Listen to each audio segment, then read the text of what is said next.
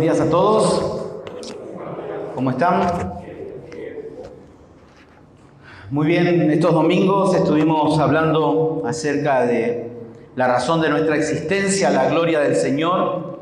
Hemos visto la alta demanda de Dios para la vida y el domingo pasado hemos visto la puesta en marcha a esa demanda que Dios ha establecido. Y como hemos visto, hemos tratado justamente y probablemente no nos hemos centrado en un pasaje, pero en esta mañana sí nos vamos a centrar en un pasaje que tiene que ver justamente con la gloria de Dios, pero a profundidad tiene que ver con el Evangelio. Pero antes de tomar la palabra de Dios y leerla, quisiera hacerle una consulta a todos. Si ustedes han escuchado acerca del proyecto de ley C4, ¿alguien escuchó alguna por los medios de comunicación, las redes sociales? Bueno, esta ley, la ley de proyecto C4, no es aquí en Paraguay, sino es una ley que salió aprobada el 8 de diciembre en Canadá, y que a partir del 8 de enero, ya de este año por supuesto, ha entrado en vigencia. ¿En qué consiste? Consiste en la prohibición de lo que se llama la terapia de conversión. Es de todas aquellas terapias justamente para todas aquellas personas homosexuales que entran en tratamiento para dejar ese estilo de vida. Hoy día en Canadá, está estrictamente prohibido justamente ejercer esa terapia de conversión, y es más, está estrictamente prohibido predicar en contra de la homosexualidad. Eso es hoy en Canadá. Iglesias de Estados Unidos se han adherido a pastores en Canadá. Hoy los pastores, si predican, pueden ir hasta 5 años de cárcel por hacerlo. Por lo tanto, toda persona hoy día por el Senado, que fue aprobado por voto unánime, hasta los más, conservadores, aprobaron esta ley. Así que, si bien está sucediendo en Norteamérica, decimos estamos lejos de eso, pero es lo que está sucediendo en el mundo. Se ha hablado mucho de la pandemia, por ejemplo, se ha hablado mucho de las vacunas y de todo esto lo que involucra, pero les hago una pregunta: ¿quién ha escuchado acerca de esto? Nadie, casi nadie. Pero es lo que hoy está afectando, y así que hoy más que nunca necesitamos orar por los hermanos, por pastores, ancianos de las iglesias en Canadá, porque hoy día el matrimonio y la relación heterosexual hoy día es un mito, según esta ley. Es un mito. Entonces, necesitamos orar fuertemente por esto, pero también es importante que la iglesia y cada uno de nosotros tengamos convicciones bíblicas y teológicas con respecto a este pecado tremendo que es la homosexualidad. Hoy no vamos a hablar de la homosexualidad, pero sí vamos a hablar en cuanto a lo que la palabra de Dios nos enseña con respecto a la culpabilidad del ser humano. Y justamente hemos comenzado hoy leyendo el capítulo 1 de Romanos, y allí justamente podemos ver que Pablo, a medida que va avanzando en esos versículos, él va desenvolviendo los detalles del Evangelio de Dios, donde su justicia es revelada. Pero también allí él va terminando el versículo 16 y 17, a partir del versículo 18, va a ir presentando una discusión en profundidad con lo que tiene que ver la condenación del ser humano. Las razones por las cuales el ser humano está condenado ante los ojos de Dios. Y toda esta profunda discusión del apóstol Pablo se extiende hasta el capítulo 3, versículo 20. Así que vamos a tener lectura en esta mañana del capítulo 1. Romanos capítulo 1, versículo 18 en adelante. Y el pasaje de hoy nos dará un claro entendimiento de por qué las cosas están como están hoy día. Romanos capítulo 1,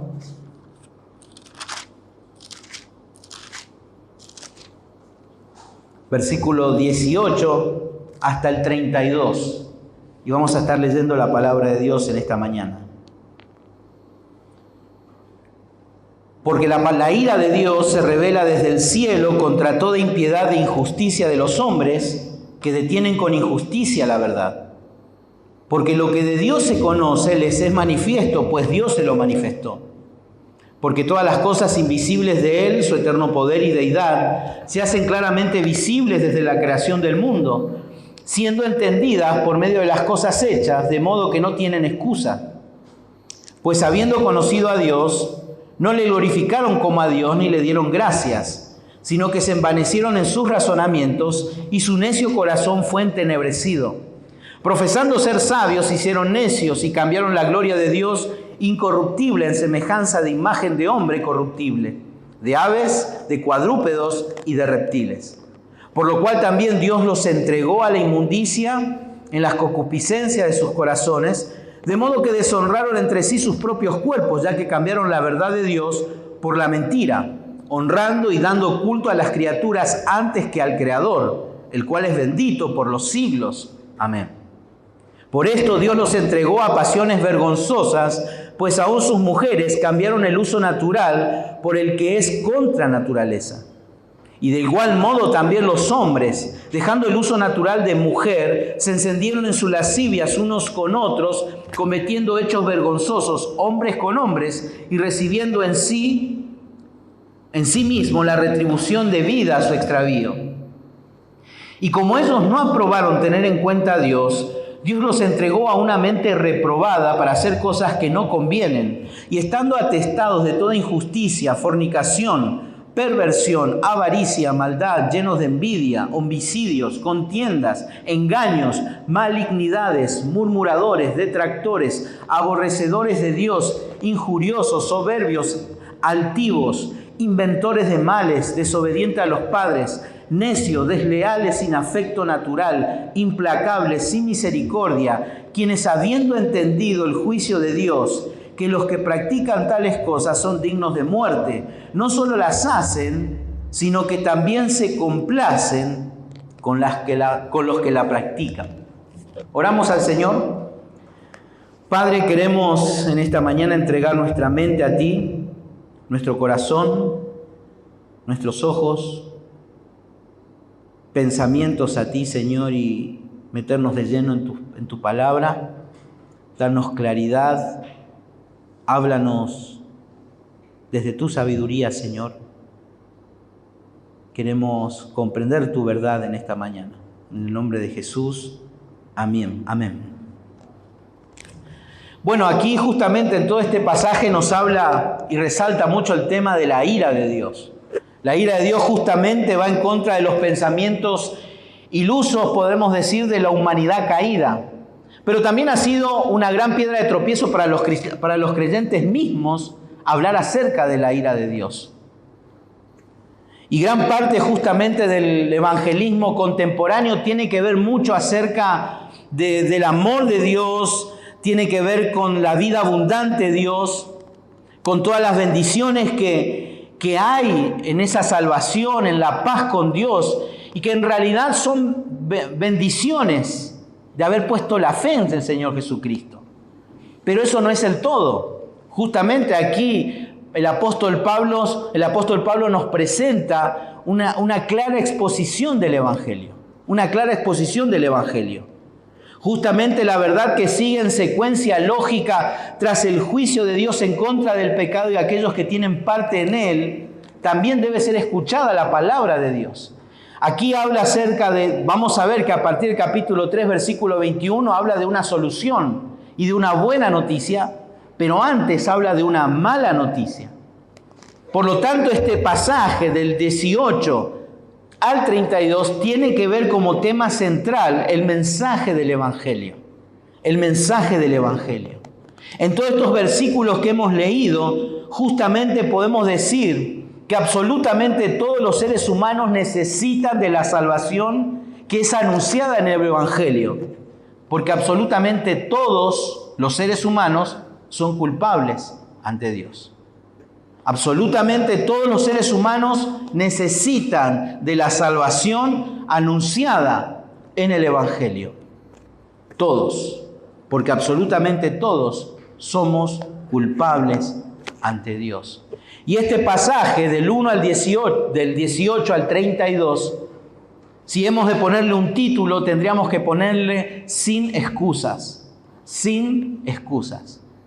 Aquí el apóstol Pablo justamente nos va a hablar acerca de la culpabilidad del hombre, pero de la necesidad del Evangelio. Ese es el tema principal de esta porción de la palabra de Dios. La necesidad que el hombre tiene del Evangelio de Jesucristo. Por esto justamente la buena noticia del Evangelio comienza con una mala noticia. Con una mala noticia. De hecho, nunca vamos a poder entender la buena noticia sin antes entender la mala noticia. Y si hay una buena noticia, sin lugar a dudas tiene que haber una mala noticia.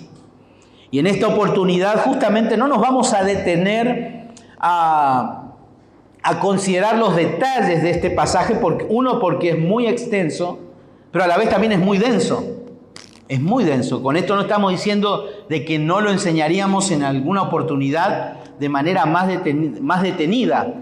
Pero sí lo que vamos a estar haciendo es ver en esencia o tratar de comprender la esencia de la acusación que justamente el apóstol Pablo expone en contra de toda la humanidad caída y la demanda justamente que exige este plan costosísimo de redención, que es el mensaje del Evangelio. Y en estos versículos podemos encontrar básicamente al apóstol Pablo como la figura de un fiscal. Allí Pablo ante el Señor parado como un fiscal presentando las demandas, presentando las evidencias, presentando justamente la acusación en contra del ser humano. Y aquí vamos a ver justamente en primer lugar la definición de esta acusación. Vamos a ver cómo Pablo define esta acusación. Ahí en el versículo 18 nuevamente vamos a leer. Y dice la palabra de Dios: porque la ira de Dios se revela desde el cielo contra toda impiedad e injusticia de los hombres que detienen con injusticia la verdad. Porque lo que de Dios se conoce les es manifiesto, pues Dios se lo manifestó. Porque todas las cosas invisibles de Él, su eterno poder y deidad, se hacen claramente visibles desde la creación del mundo, siendo entendidas por medio de las cosas hechas, de modo que no tienen excusa. El cargo justamente de Dios contra toda la humanidad es contundente en este pasaje.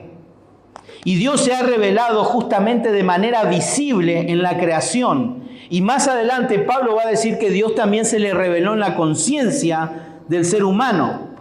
Y esto se ve justamente en el conocimiento que tenemos todos los seres humanos del conocimiento del bien y del mal. Todos sin distinción. Dios, por supuesto, también podemos ver de que Dios ha puesto su marca registrada en toda la creación, Pero ¿qué ha hecho justamente el ser humano? Tratar de detener, como dice la verdad, con la injusticia. Tratar de tapar esa marca de Dios y no dar a conocer a ese Dios verdadero. Por supuesto que la creación, tenemos que tener clara convicción de esto, que la creación no es la perfecta revelación del Evangelio. La creación revela que existe un Dios. La creación nos muestra que hay un Dios que que debe ser adorado, que debe ser reconocido y que debe ser obedecido. Pero la creación no revela el glorioso Evangelio. La revelación perfecta, por supuesto, son las Escrituras. La fe viene por el oír la palabra de Dios. La palabra de Dios. Por simple observación podemos darnos cuenta que todo efecto tiene una causa. Uno mira la creación y no cabe duda de que alguien superior está detrás de todo esto. Pero también esta causa debe ser suficiente para explicar justamente el efecto. El hombre es creado de tal manera que es incapaz de encontrarse con algo como esto y no tratar de encontrarle una explicación. El hombre, y todos nos damos cuenta, somos personas razonables, nos gusta buscar, nos gusta investigar, Y el ser humano está detrás de eso, tratando de responder y tratando de encontrar evidencias claras de quién realmente está detrás de la creación. Para nosotros no hay duda, es Dios el creador de todas las cosas. Pero lo que justamente aquí Pablo en este pasaje está diciendo, que la existencia del universo y nosotros dentro del universo nos plantea justamente un caso fascinante que ningún investigador va a tratar de decirle no, yo a esto no lo quiero investigar. Porque es algo fascinante pensar en la creación de Dios y en cada uno de nosotros. Pablo, por lo tanto, aquí nos está diciendo que el ser humano no se postra en adoración y con un corazón agradecido y queda sin excusa. Justamente el pasaje nos está diciendo allí en el versículo 18, si volvemos a ese pasaje, leyendo el versículo 20, porque dice, porque las cosas invisibles de Él, su eterno poder y deidad, se hacen claramente visibles desde la creación del mundo, siendo entendidas por medio de las cosas, de modo que no tienen excusa. Literalmente está diciendo que el ser humano no tiene apología, no tiene defensa para cuando esté delante de Dios en ese gran juicio. No hay excusa, no va a haber excusa, no va a tener palabras. En cierto modo, Pablo nos está diciendo que el hombre sabe que existe un Dios, pero pretende vivir como si no lo supiera. Esa es la forma en que el ser humano está tratando de vivir. La Biblia dice que Dios se le reveló, pero el hombre está tratando de vivir de esa manera, como si fuera que el hombre no sabe que existe Dios. El versículo 21 dice, pues habiendo conocido a Dios, dice, no le glorificaron como a Dios. Por lo tanto, aquí no hay una ignorancia de, yo no sabía, nunca me enteré. Ni le dieron gracias, dice, sino que se envanecieron en sus razonamientos y su necio en corazón fue entenebrecido. Por lo tanto, esta es en esencia la acusación del apóstol en contra de toda la humanidad. Esa es la acusación. El hombre padece, podríamos decir, de una pecaminosa e inexcusable deshonestidad intelectual. Eso es, el hombre padece de una pecaminosa y una inexcusable deshonestidad intelectual. El ser humano vive autoengañándose. En cierto modo, se hace el tonto. Se hace el tonto. Hablando vulgarmente en guaraní, se hace ñipotahuel. Exactamente. Ese es el punto de Pablo. Pretende no saber lo que él en realidad sí sabe. El ser humano sabe, pero quiere pretender vivir como si fuera que no lo sabe. Esa es la manera en que el ser humano está viviendo. Es jugar a que no conoce lo que realmente conoce. En cierto modo, el ser humano está jugando con Dios. Está jugando con Dios. Y se miente a sí mismo, y así éramos nosotros. Jugábamos con Dios, nos mentíamos a nosotros mismos, justamente sobre ese conocimiento de Dios. ¿Se acuerdan el Salmo 14, versículo 1 que dice el necio en su corazón? ¿Qué dice? No hay Dios. Ahora, el salmista justamente no le llama necio al hombre justamente por pensar de que no hay Dios, sino le llama necio ¿por qué? Por decirse a sí mismo que no hay Dios. Por decirse a sí mismo que no hay Dios. Por eso lo llama necio. Y ahora nadie puede vivir sosteniendo esta verdad. Nadie. Imagínense, en estos días que la gente está como loca por las calles. Y yo me despierto un día y digo, no existen los automóviles. No existen. No existen los automóviles. Claro que existen, mirá, no existen. Ahí hay uno. No existe. No existen los automóviles. Y pretendo cruzar la avenida en hora pico, con toda velocidad, diciendo, no existe Dios. ¿Qué va a pasar de mí? Me va a pasar un camión y me va a aplastar como un sapo. Bueno, hay consecuencias por decir no existe Dios. Hay consecuencias. No podemos pretender vivir justamente como si fuera de no tomar a Dios en cuenta. No podemos vivir. Aquí el inconverso dice no le da gracias, no lo adora, no le da gloria a Dios. Un inconverso. ¿Y qué podemos decir nosotros los cristianos de no considerar a Dios en nuestras vidas? El no considerar a Dios, sin lugar a dudas, podemos decir que es residuo de nuestra vieja naturaleza. Porque nuestra vieja naturaleza es la que no lo considera a Dios. Para nada. Es lo que la palabra de Dios presenta aquí. Absolutamente todos los seres humanos necesitan de la salvación que el Evangelio anuncia, porque absolutamente todos son culpables ante Dios. Pablo define aquí justamente la causa. El ser humano pretende vivir como si fuera que Dios no existe. Esa es la acusación. Pero a partir del versículo en adelante, desde el 22, Pablo en segundo lugar va a detallar la acusación. Va a detallar. Primero presentó la acusación, ahora la va a detallar. Y la presenta en tres intercambios que están íntimamente relacionados entre sí. Tres intercambios.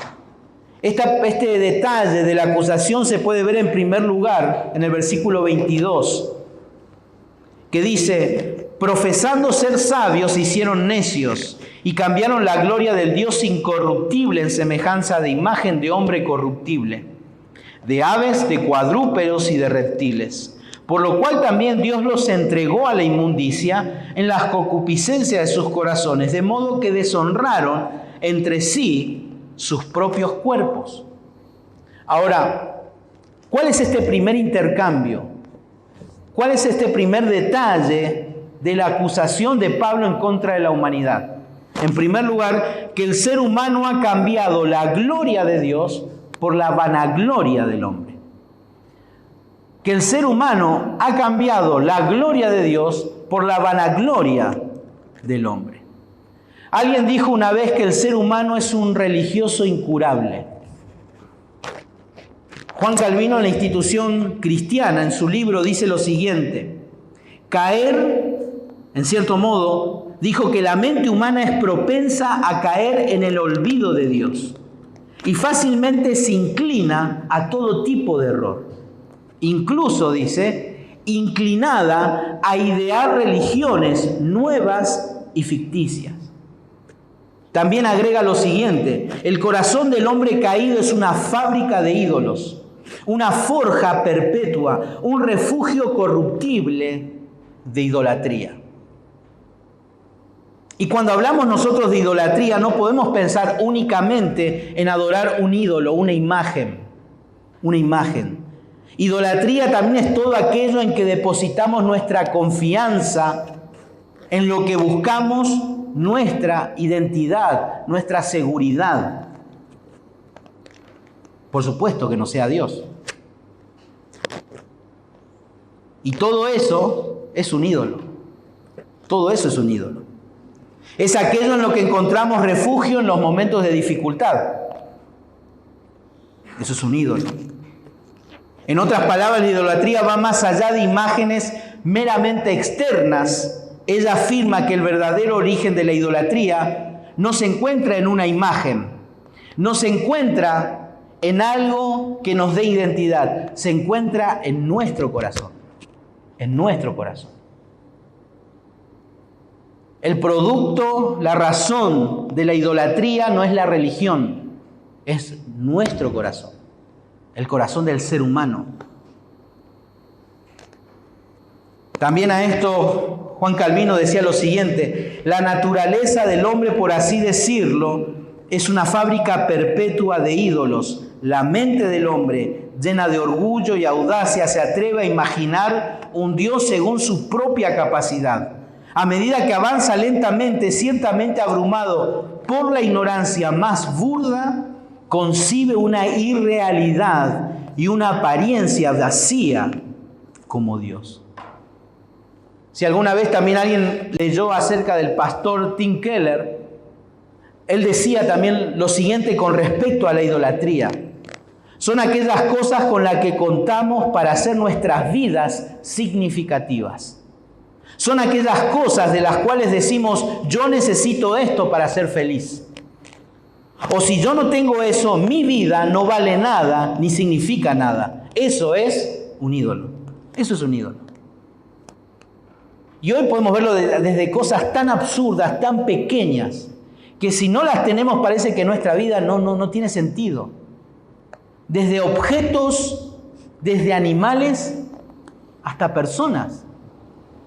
Hasta personas.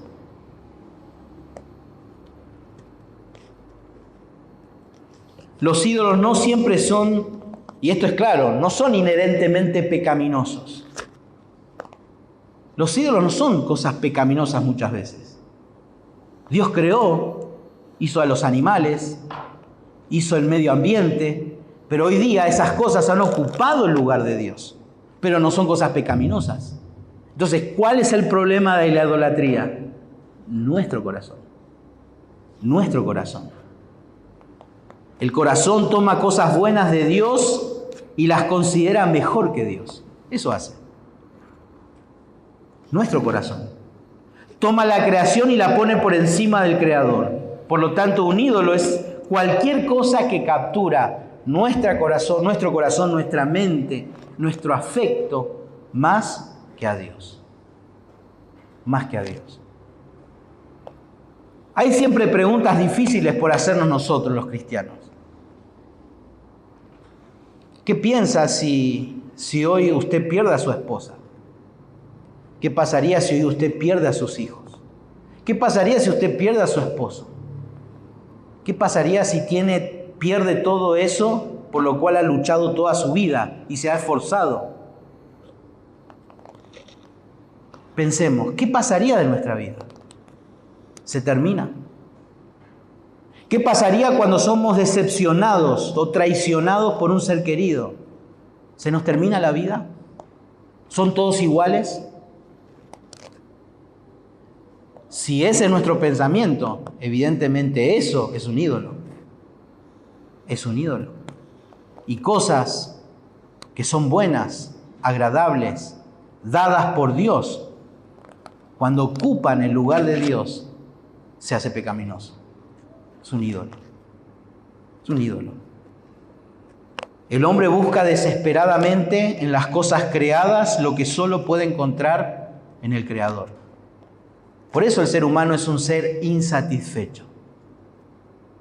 Por eso somos insatisfechos. Porque no le estamos colocando a Dios en el lugar que tiene que estar en nuestra vida. Y el ser humano vive pretendiendo saber de que Dios no existe. Vive pretendiendo. Otro escritor llamado C.S. Lewis, en su libro Mero Cristianismo, dice lo siguiente: la historia de la humanidad es una terrible y larga historia del hombre tratando de encontrar algo que no sea Dios, pero que le haga feliz. Eso es lo que busca el ser humano. Si yo no tengo esto, no soy feliz. Si no me da mi casa propia, no soy feliz. Si no me da mi auto, no soy feliz. Si no me da el esposo o la esposa que quiero, no soy feliz. No soy feliz. Ese es el corazón nuestro. Absolutamente todos los seres humanos necesitan de la salvación que el Evangelio anuncia, porque absolutamente todos nosotros somos culpables ante Dios.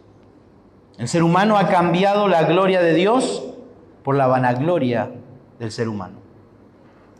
En segundo lugar, esta acusación también se detalla en que el ser humano ha cambiado la verdad de Dios por la mentira. La verdad de Dios por la mentira, versículo 25. Ya que cambiaron la verdad de Dios por la mentira, honrando y dando culto a las criaturas antes que al Creador, el cual es bendito por los siglos. Amén.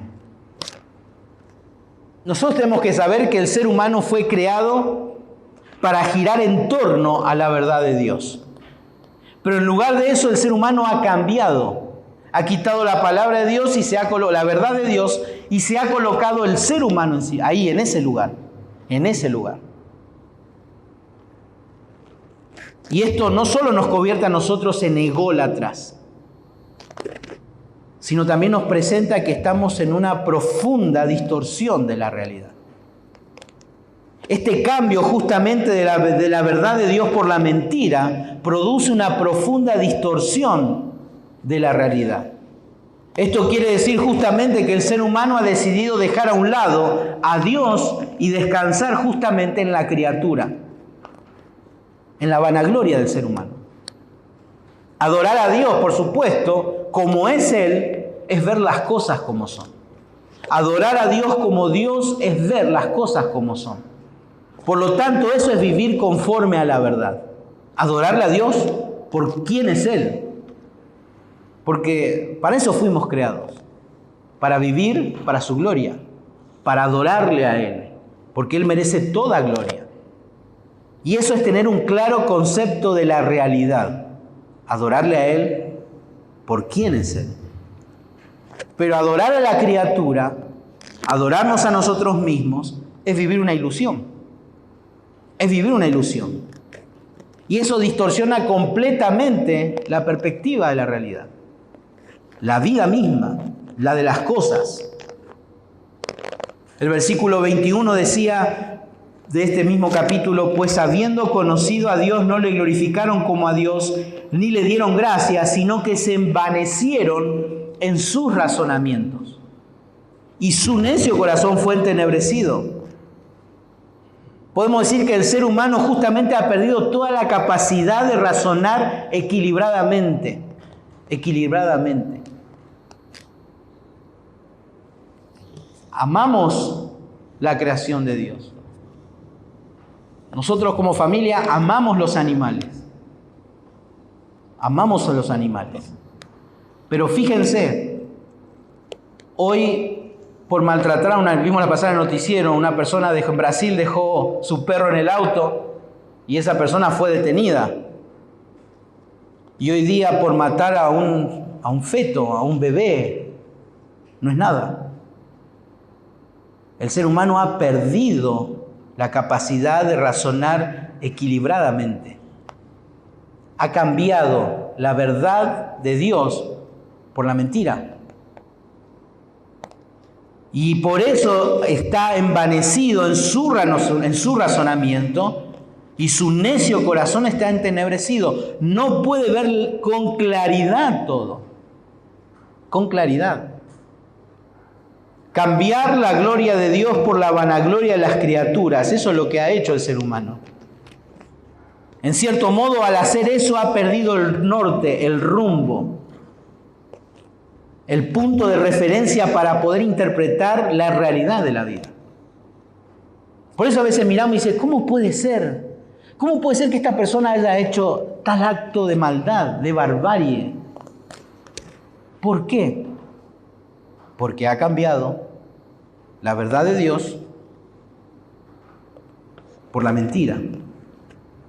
Y en tercer lugar, pudimos ver que este detalle de la acusación que el apóstol Pablo hace, lo detalla de la siguiente manera: el ser humano cambió la gloria de Dios por la vanagloria del hombre. En segundo lugar, ha cambiado la verdad de Dios por la mentira. Y en tercer lugar, el ser humano ha cambiado un don de Dios por la perversión. Un don de Dios por la perversión. Y ahora decimos, ¿cuál es este don de Dios? ¿Cuál es el don de Dios que el ser humano ha cambiado para distorsionar esta realidad de la vida? Bueno, el don de la sexualidad. El sexo es un don de Dios. Y el ser humano lo ha cambiado, y este pasaje nos muestra que ha cambiado la pureza de la sexualidad por la perversión en la sexualidad. Ese es el intercambio que ha hecho el ser humano hoy día. Por eso el versículo 26 dice: por esto Dios los entregó a pasiones vergonzosas, pues aún sus mujeres cambiaron el uso natural porque es en contra naturaleza. Y de igual modo también los hombres, dejando el uso natural de la mujer, se encendieron en sus lascivias unos con otros, cometiendo hechos vergonzosos, hombres con hombres, y recibiendo en sí mismo la retribución debida a su extravío. Aclaramos nuevamente aquí que el tema en este pasaje no es la homosexualidad. El tema de este pasaje no es la homosexualidad, sino la necesidad que tenemos todos del Evangelio de Jesucristo. Pero Pablo aquí introduce este tema como una vívida ilustración justamente de lo que ha ocurrido en la humanidad. En consecuencia a ese intercambio. Y si se dieron cuenta, el argumento de Pablo como fiscal es muy claro. El ser humano cambió la gloria de Dios por la vanagloria del hombre. Y luego ha cambiado la verdad por la de Dios, por la mentira. Y eso le ha llevado a tener un distorsionamiento ¿de qué? De la realidad en la cual vive. Por eso llega a este punto. Porque cambia un don de Dios por la perversión. Por la perversión. Y debido a este cambio terrible, dice que Dios ha derramado su ira. Ha derramado su ira contra toda la raza humana. Pablo aquí no está hablando de casos específicos, sino le está hablando de toda la humanidad. De toda la humanidad. Y uno se preguntaría, bueno, ¿en qué consiste justamente esta terrible sentencia actual por parte de Dios para la humanidad? Porque fíjense, acá dice que Dios los entregó. Está hablando pasado. Dios los entregó. En consecuencia a ese intercambio. Dios ha determinado en un punto de la historia en que la raza caída ha cambiado todo lo que a Dios le corresponde para sí mismo, el ser humano. Y uno se pregunta, bueno, ¿en qué consiste esta sentencia de Dios? Bueno, el versículo 24, 25 y 26 dice claramente, si me acompañan allí, versículo 24 dice, por lo cual también Dios los entregó. Dios los entregó. Versículo 26, por esto Dios los entregó a pasiones vergonzosas. Y versículo 28, y como ellos no aprobaron tener en cuenta a Dios, los entregó a una mente reprobada. Esta terrible sentencia, podemos decir, consiste en que Dios deja cosechar con toda su intensidad el fruto de su extravío. En eso consiste la ira de Dios en este pasaje. Que Dios deja al ser humano que coseche con toda intensidad lo que su corazón pide. Ese es el decreto de Dios. Ese es el decreto de Dios. Por supuesto, aquí no está hablando del despliegue de toda la ira de Dios, que sin lugar a dudas va a ser después del gran juicio de Dios.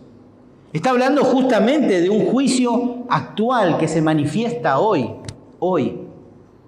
Un comentarista llamado William Hendrickson dice lo siguiente: Dios en su ira permite que todos los pecadores impenitentes sean arrastrados por sus propios pecados al abismo de sus propias pasiones viles.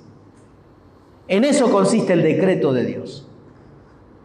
Dios derrama su ira y consiste en que Dios dice, vamos a dejarle al hombre que haga lo que quiera y que se sumerja en las profundidades de sus deseos más aberrantes y viles. Justamente la fuerza de este verbo comporta un acto judicial de Dios. Un acto judicial de Dios. Y hechos, por supuesto, soberanamente. Dios abandona o entrega al hombre para que éste continúe haciendo lo que en su rebeldía desea hacer. Este abandono, por lo tanto, no es permisivo. No No es que Dios dice, no sé qué hacer con el hombre. Uf, qué cosa, che, esto es ser humano, no sé qué vamos a hacer. Y en su ira y en su enojo dice, más sí, hagan lo que quieran. No, no es esa la actitud de Dios. Si fuera así, no sería un Dios soberano. Este abandono no es permisivo, es judicial. Es judicial. Dios determinó que sea así. Que todo lo que el hombre sembrare, eso cosechará. Cosechará. Otro teólogo llamado Hodge dice lo siguiente: con frecuencia Dios castiga un pecado abandonando al pecador a cometer otros. Pablo repite esta idea 3 veces. Este abandono judicial está de acuerdo o no es incompatible con la santidad de Dios y la libre acción del hombre. Dios no incita al mal, ni tampoco lo refrena. Dios, refiriéndose al pecador, está diciéndole, dejémosle solo. Dejémosle solo. Pero uno se pregunta, ¿no? ¿Pero acaso Dios no es un Dios de amor? ¿Acaso Dios no es un Dios de toda gracia y de misericordia y de bondad?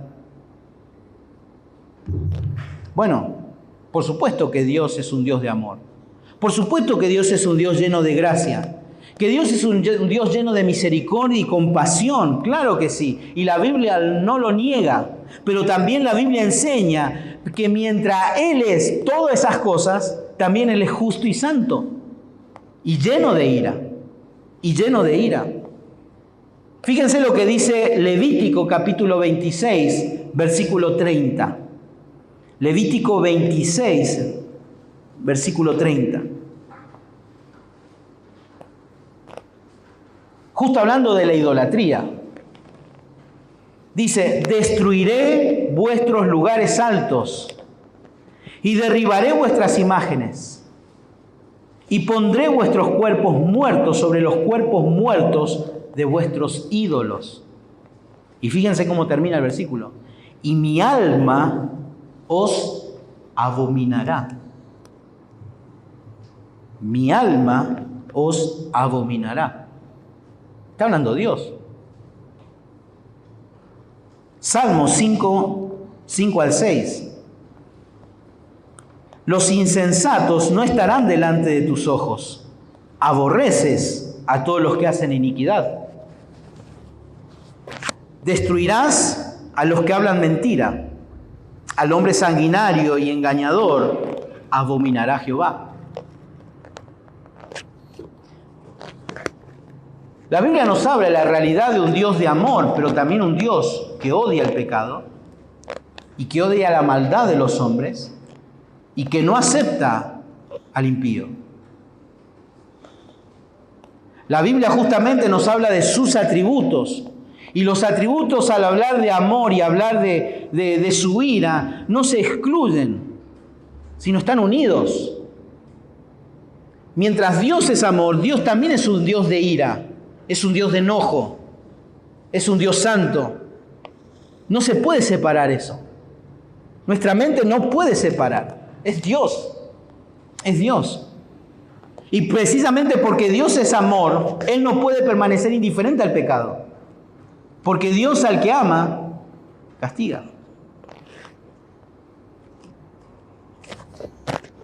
Y Dios no puede estar indiferente ante el pecado y la maldad que destruye al hombre, justamente creado a su imagen y semejanza. Todas las personas que realmente aman en ocasiones se llenan de ira. No a pesar de que aman, sino más bien por causa de ese mismo amor.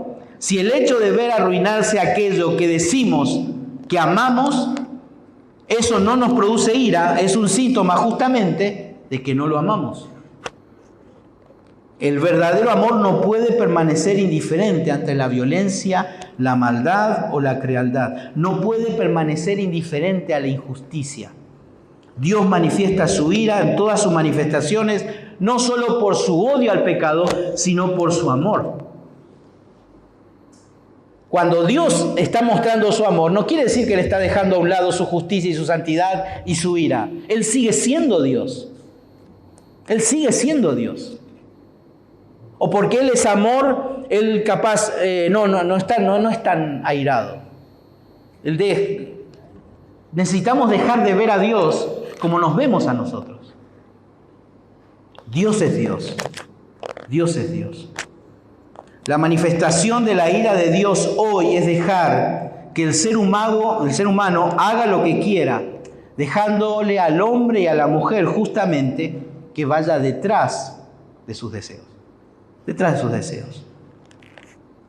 Por eso, la homosexualidad es solo muestra de cuán distorsionada puede llegar a ser la percepción de la realidad del ser humano.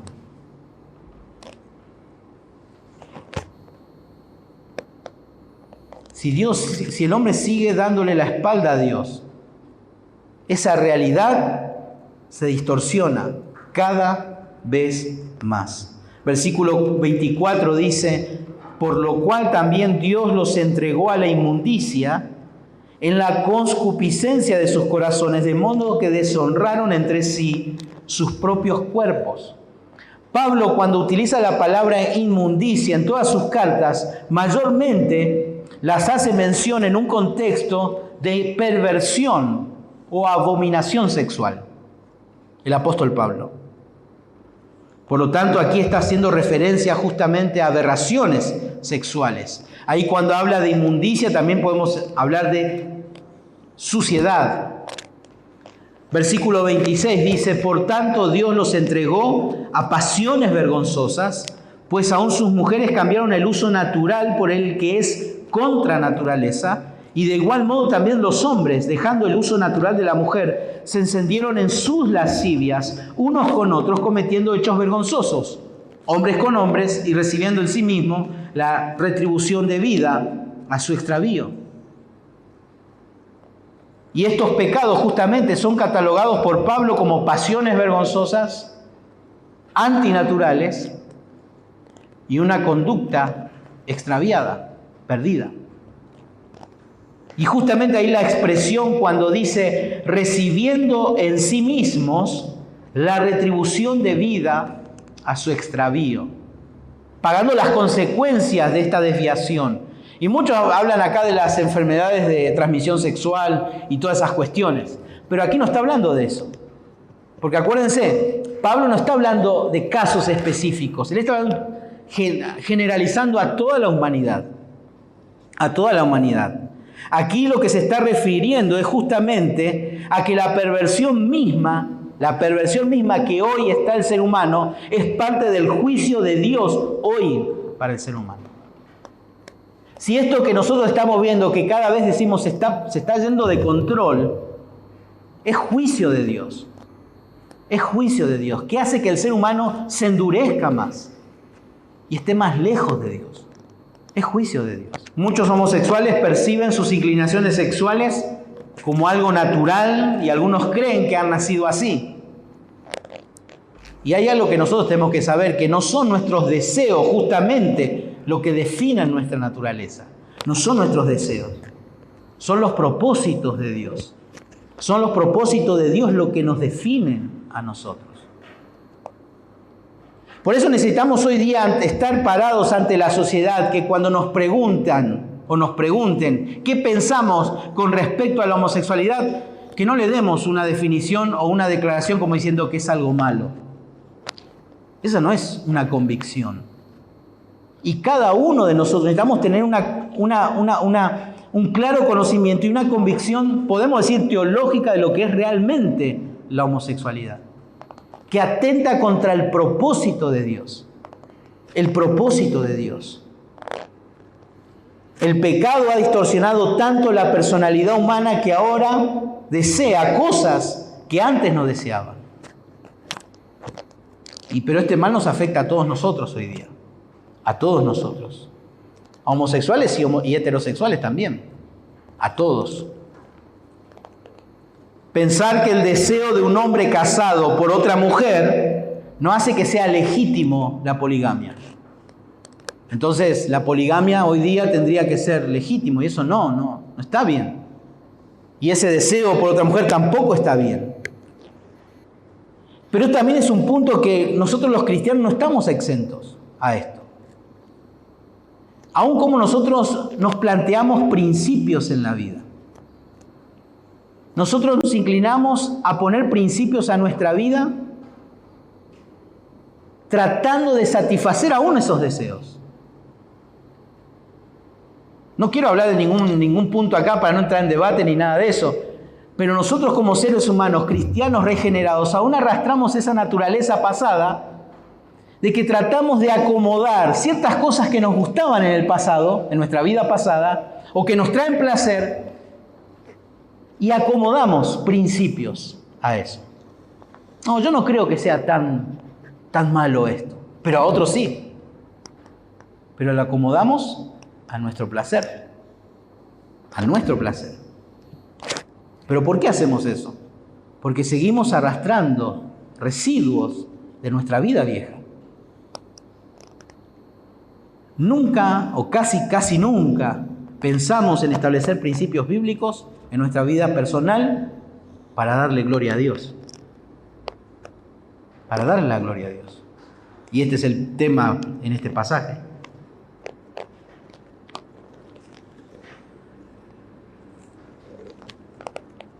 La homosexualidad, por lo tanto, violenta el orden y el propósito de Dios para la sexualidad y el matrimonio.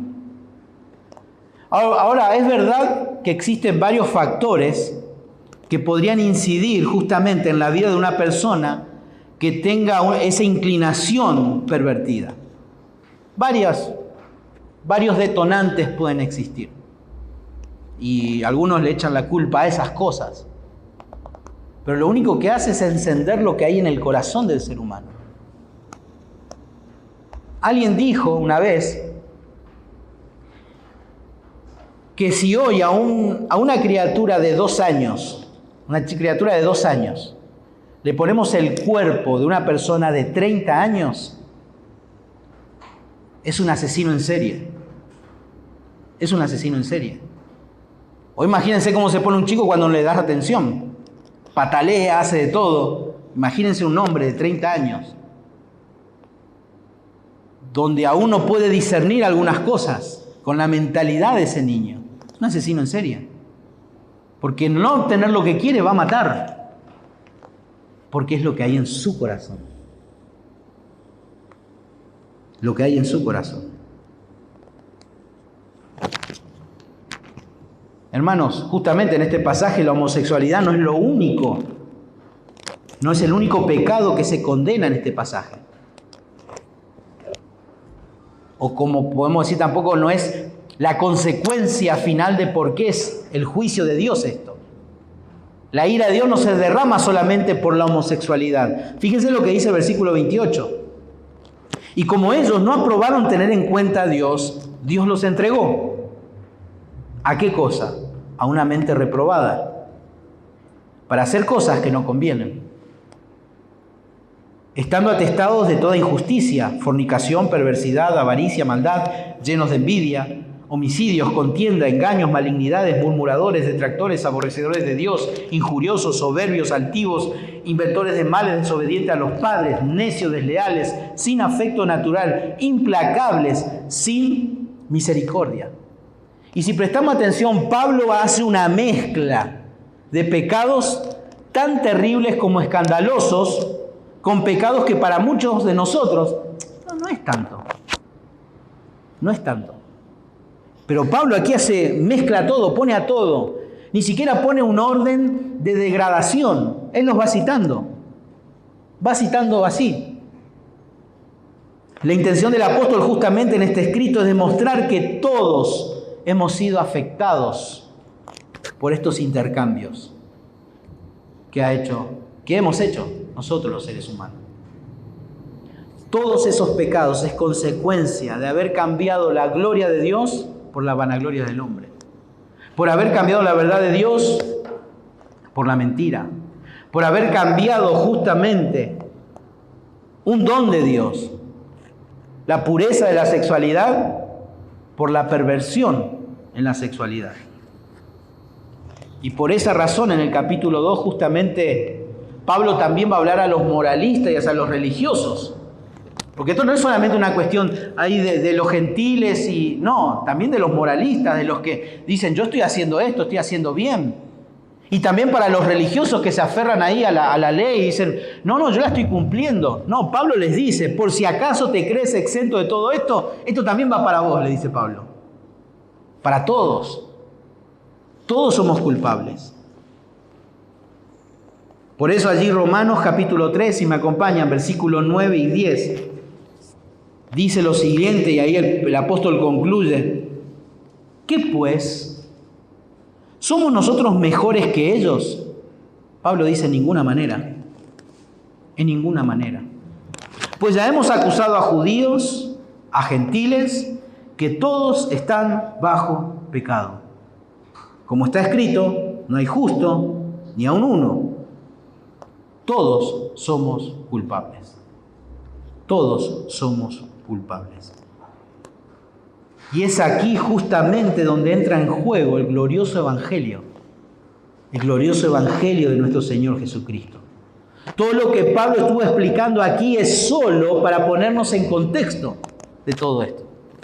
Toda esta acusación, capítulo 1, capítulo 2, hasta este pasaje, simplemente podemos decir, Pablo nos pone en contexto para ver la realidad del ser humano.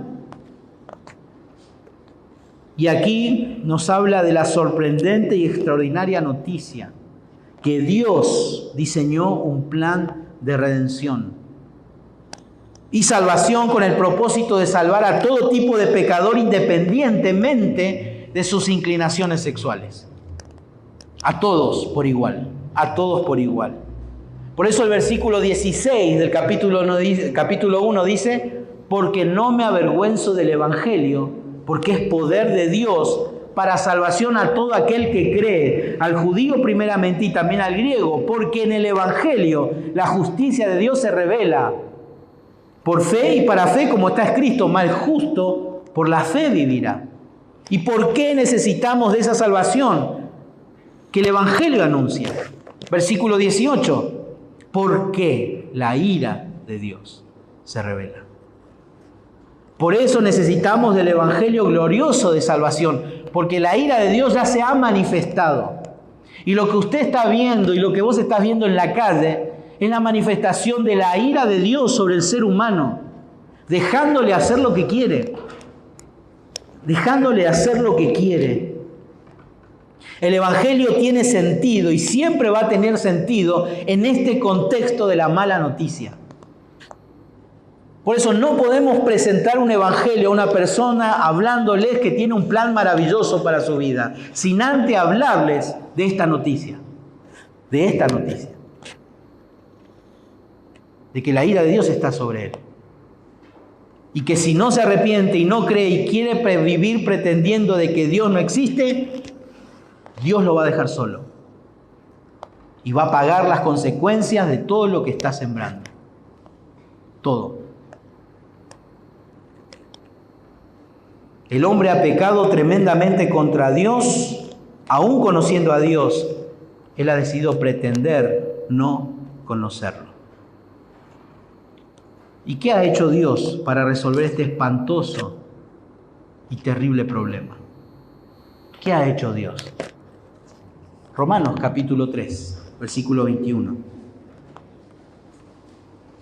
Después de toda esta acusación larga que Pablo hace, profunda, capítulo 2, capítulo 1, capítulo 3 hasta el versículo 20. El versículo 21 comienza diciendo, pero. Los miércoles ahí, cuando estamos leyendo esta palabra, pero, es muy importante. Hay un contraste. Hay algo va a pasar diferente a lo que viene explicando anteriormente.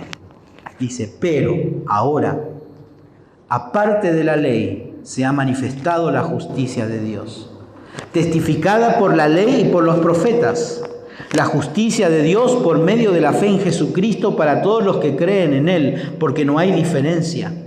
por cuanto todos pecaron y están destituidos de la gloria de Dios, siendo justificados gratuitamente por su gracia, mediante la redención que es en Cristo Jesús, a quien Dios puso como propiciación por medio de la fe en su sangre, para manifestar su justicia a causa de haber pasado por alto en su paciencia los pecados pasados, con la mira de manifestar en este tiempo su justicia, a fin de que Él sea el justo y el que justifica al que es de la fe de Jesús.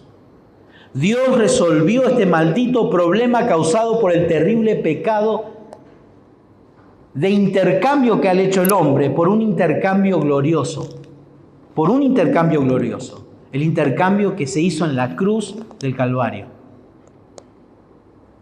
Ese intercambio que para todo aquel que deposita su fe en la persona de Jesús y en la obra que Él hizo en la cruz y se arrepiente de sus pecados, Dios quita la culpa de ese hombre y pone la justicia de Jesucristo en esa persona.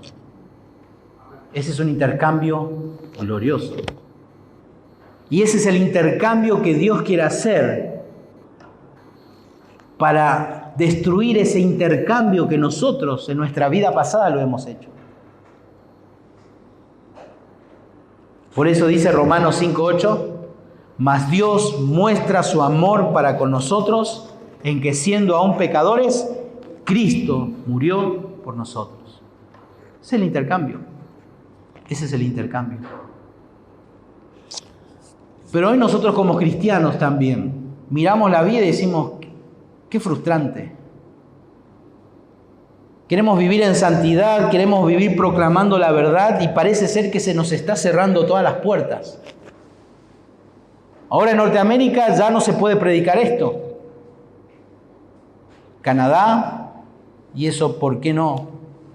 Viniendo más adelante. Quizás usted dice, no nos va a pasar nunca esto. No sé. Pero ¿qué tenemos que hacer mientras tanto? Romanos capítulo 8, versículo 18.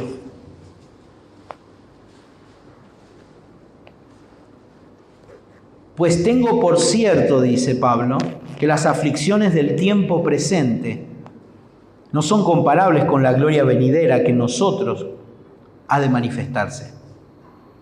Porque el anhelo ardiente de la creación es el aguardar la manifestación de los hijos de Dios. Porque la creación fue sujetada a vanidad, no por su propia voluntad, sino por causa del que la sujetó en esperanza, porque también la creación misma será liberada de la esclavitud de corrupción a la libertad gloriosa de los hijos de Dios. Pablo nos está diciendo aquí que todos los creyentes y que toda frustración que nosotros podamos experimentar en este mundo caído tiene la intención de despertarnos a nosotros de lo horroroso que fue cambiar esas tres cosas que hemos visto. Qué espantoso que fue. Pero que poniendo nuestra fe en el Señor y colocando a Dios en el lugar que le corresponde, hay esperanza. Hay fortaleza. Hay santidad. Eso éramos nosotros, si hemos nacido de nuevo. Había una clara y contundente acusación contra nosotros. Pero hoy, por la gracia de Dios, muchos de nosotros, esa acusación ha sido quitada, ha sido borrada. Y el Hijo de Dios asumió las consecuencias de ese veredicto de Dios. Allí en la cruz del Calvario, toda la ira de Dios sobre Él, para ampararnos a nosotros. Pero aquellos que aún no han nacido de nuevo, la palabra de Dios dice que hoy es el día de salvación. Hoy es el día en que usted tiene que pensar que un día usted va a estar delante de Dios. Y como dice este pasaje, no va a haber excusas. No va a haber excusas. No puede seguir o no podés seguir pretendiendo vivir sabiendo que existe Dios y creyendo, pretendiendo, diciendo, Yo no sé nada de Dios. O no darle el lugar que a Dios le corresponde. Porque eso va a traer duras consecuencias. Porque la paga del pecado es muerte. Muerte. Estábamos muertos en nuestros delitos y pecados. ¿Qué vamos a seguir haciendo? Hoy es el día de salvación.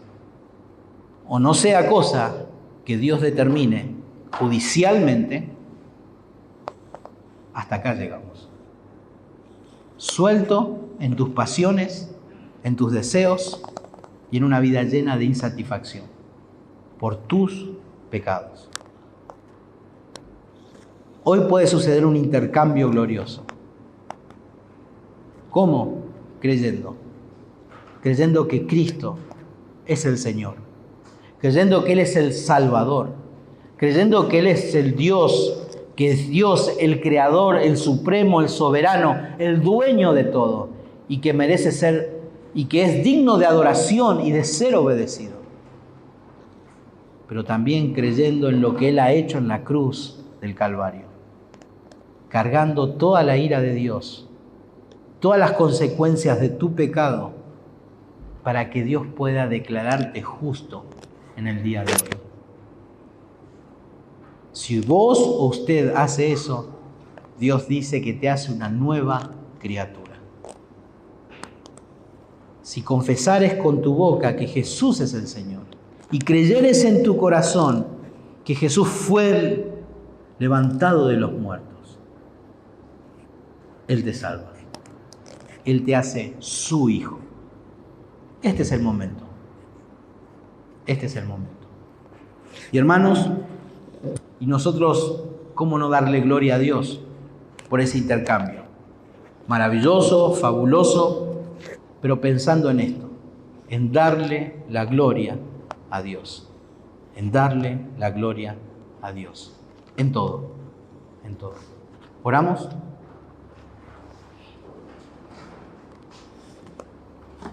Padre Celestial, te damos gracias en esta mañana por tu palabra.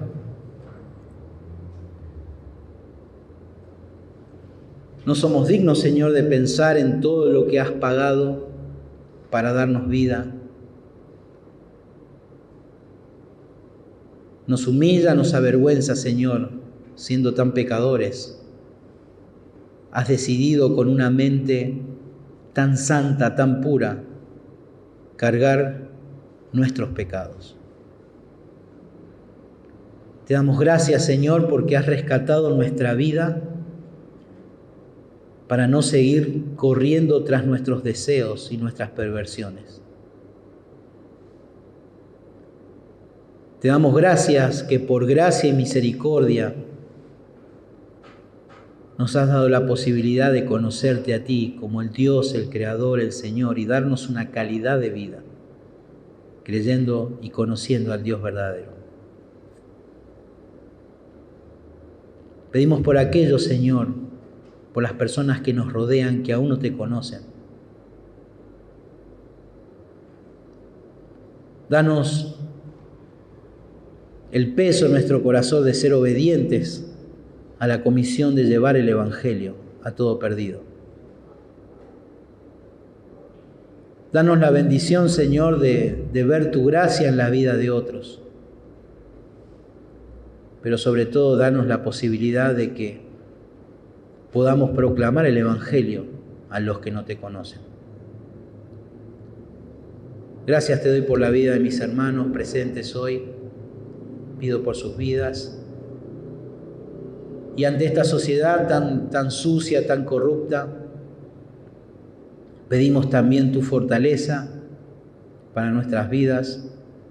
Ayúdanos, Señor, a tener convicciones claras, precisas con respecto a todo esto. E intercedemos especialmente por nuestros hermanos en Canadá. Sabemos que esto va a ser muy difícil, pero tú eres un Dios soberano que no escapa a nada y tienes el control de todo. Así, Padre, nos encomendamos en esta mañana en tus manos. En el nombre de Jesús. Amén.